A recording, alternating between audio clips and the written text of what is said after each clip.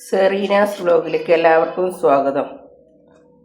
ഇത് പച്ച കാന്താരി നമുക്ക് സുർക്കയിലൊഴിച്ച് ഉപ്പിലിടുന്നതൊന്ന് കാണാം. ഓക്കെ, ഇത് മുഴുവനും വെള്ളം ലാറിയതിന് ശേഷം കുപ്പിയിലേക്ക് ആക്കിയിട്ടുണ്ട്. നമുക്കതിലേക്ക് സുർക്കയും തിളപ്പിച്ചാറിയ കുറച്ച് വെള്ളം ഒഴിച്ച് ഉപ്പിട്ടിട്ട് വെക്കാം.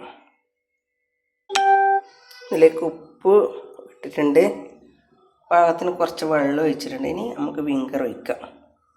ഇതാ വിങ്കർ, വിനാഗിരി.